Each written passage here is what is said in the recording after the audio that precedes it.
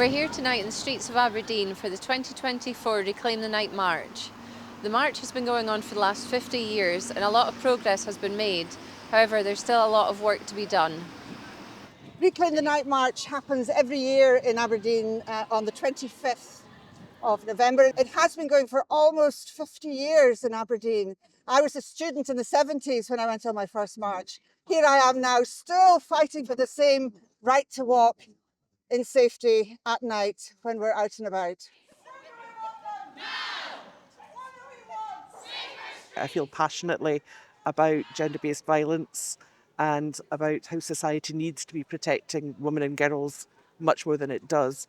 And this is a beautiful example of women supporting women and advocating for those women who maybe don't feel that they have that voice. So, yes, we need to be here.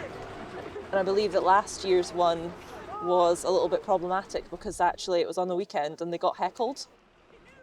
So the march got heckled last year. So I guess that just kind of proves the point. That's why it's on a Monday tonight or this week, because less hecklers.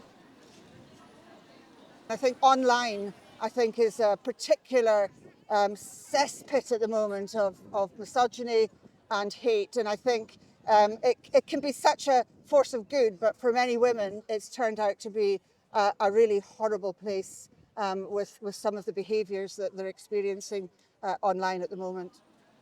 Even in Aberdeen, which is somewhere that you think is relatively safe, there have been incidents, one not far away from here, that that has happened of girls unfortunately being raped, being assaulted, and being murdered. So although it does feel like maybe it doesn't happen here, it does, and I think it's really important to highlight and raise awareness around that.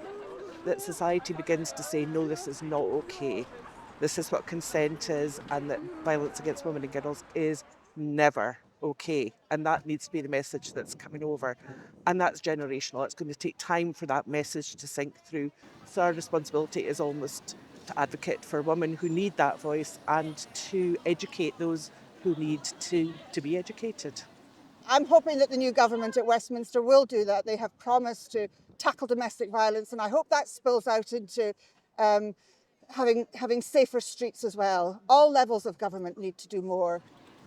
Have a moment's reflection on those women who didn't make it this year. We can't celebrate women at this time and march